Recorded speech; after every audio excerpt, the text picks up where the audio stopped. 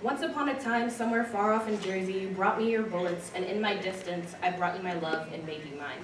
But those bullets weren't ready to go in a cocked pistol, but they were bullets, a song lyric ready to ricochet out of a packed barrel once the pause button was released from my slightly clammy, almost 13, frosty on a 90-degree fingerprint.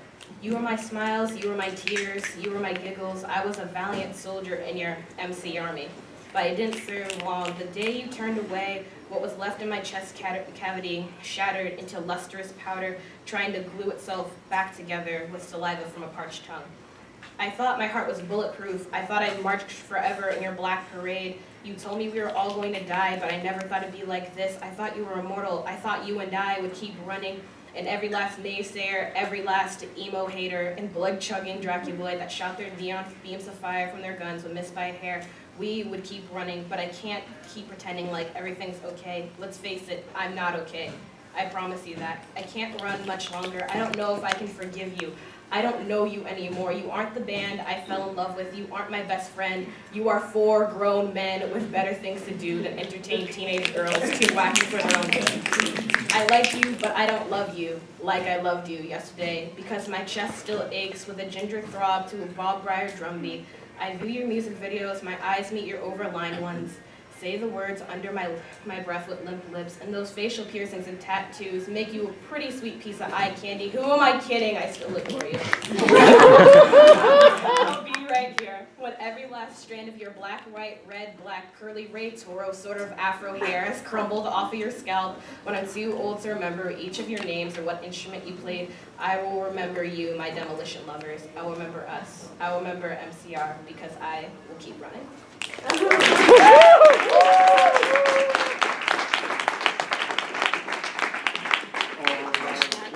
This is where you pull out those markers and get ready to write your score. For me, in the phrase, one man's trash is another man's treasure, I have always been the treasurer. Any bit or bob I would see stranded on the sidewalk would inevitably find its way into my menagerie of forgotten artifacts. A Russian prayer bead here, a tiny green Power Ranger there. No old broken electronic on the curb was safe from my screwdriver, and the parts would end up separated and sorted into boxes and bags. I've collected some big prizes. The framed MC Escher print hanging in my room is courtesy of a patch of weeds down the road. But really, most of it is simple junk. Debris that clogs the shelves in my room. So why is it so important to me that the Luke Skywalker with the limp arm and the stained leg should stand sentinel on my bedpost? The root of it all, I found, is fear. Fear of missing out, fear of passing by and thus being passed by on. Each little curio is an opportunity, a chance to feed the interminable voice in the back of my head that says, go for it, but I'm too busy or shy to indulge so much of the time. Almost proving to myself that I'm willing to take that chance, small and insignificant as it may be, on saving some small doodad, a Pez dispenser, or a skeleton key. Since the beginning of high school, my collection process has dwindled, though, a combination of less time, less space, and less patience by my mother for a hobby that seems like it belongs more on the show Hoarders than in my bedroom. I have still maintained a weakness for electronics, but I've reduced myself to an old walkie-talkie here and an old BlackBerry much further away. And more recently, between the running shoes and the history textbooks, my hobby has almost been cast out entirely.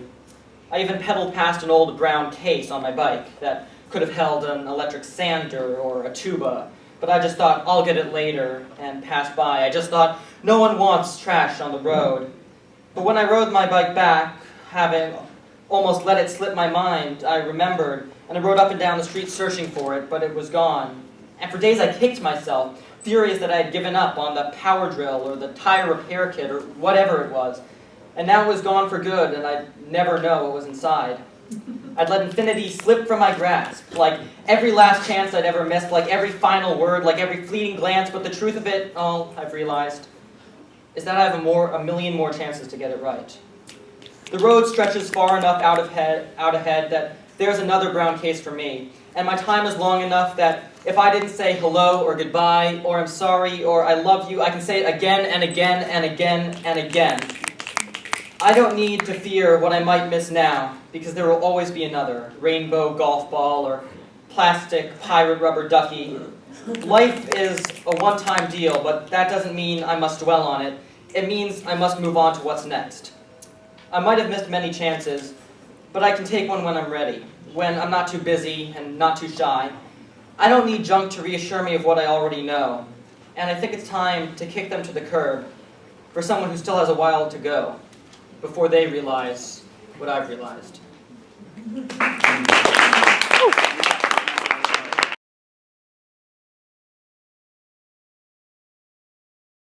Hey, this is my poem, World of Legos. When I was a kid, I used to play with Legos. There was Yoda and Dagobah, Spider-Man fighting off Doc Ock, Teenage Mutant Ninja Turtles, just to name a few. I built miniature worlds with my bare hands and assortment of different colored and shaped pieces, built them up brick by brick. I was the god of my creations. Besides that one time I smashed Hogwarts with my fist out of amusement, all was well.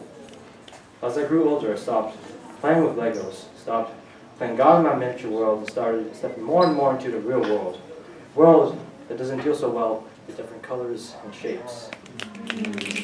I wonder, if Goldilocks had been black, would the three bears have mauled her in order to send the message to her kind that they were unwelcome, to pour salt on the wound cut open by a twisted and broken system that painted as scary monsters. But what's even scarier are the things they face in the supposed name of justice. Goldilocks had been Japanese during World War II. No doubt she'd have been thrown into an internment camp, guilty of being born that way. Better safe than sorry, better them than us. I've never read it, but I'm sick and tired of all this pride and prejudice, and this isn't an attack on religion. But religious fanatics are just hard to stomach, claiming non-believers and heathens breathe in fire with the blasphemy. These zealots are tripping harder than hippies in ecstasy, and while both may see things and have visions, I'd much rather hang with the one that just sees shapes in green, blue, and crimson.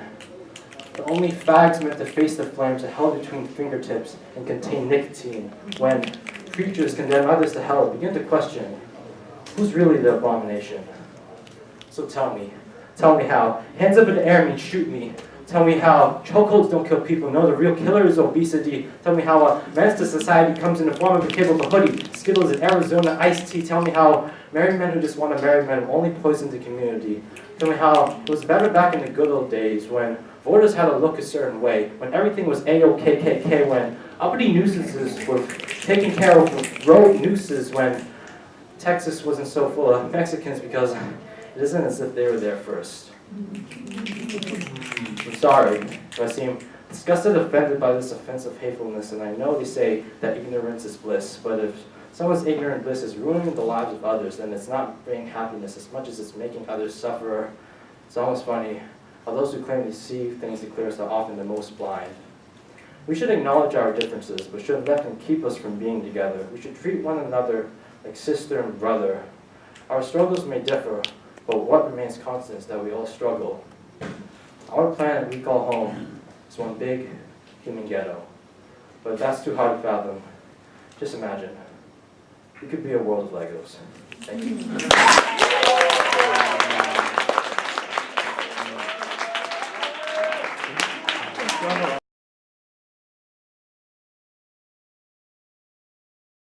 Bloody ink, cutting across and inscribing on the page. The black moisture battled and raged with the white dryness of a hazed age.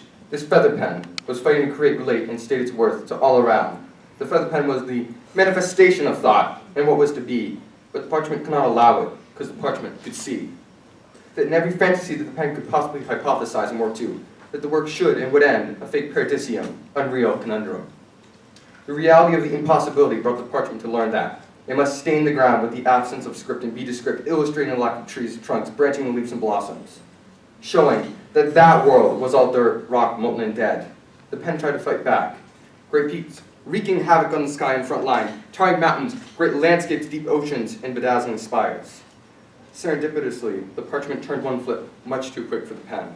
It seemed like the efforts and art of the pen were not meant to stay. Once again, that world became empty, barren, a blank template. I stared down at the paper and thought to myself, lost in an epiphany. A transcendent and luminescent ray presented. Away went my doubt, reminding me not all ideas, people, or poetry had to be the same. I wrote, riposting with rhyme, lunging with verse, and pairing with word. I do not intend to be understood by those who stood around me, who would deem it necessary to criticize and try to better me. I write because I can, because I should, because I like to cloak myself with a hood of abstraction. The literary design, my map, the path is sundering with two roads, diverged in a wood looming, and one traveler along I stand, and looking down each one as far as I can. I choose not either road, for I will not live long enough to apologize. I choose to travel through the brush. I take the road less traveled, the one not taken, where the environment is lush yet hush, because no man, woman, or child has been here before, because this is not meant to be for you. The literary devices that brought me on my way down this paved road on this parchment are just a tool to make sense of my fantasy and the story I wish for that I cannot omit. The story about how what I say makes sense and people try to listen to me.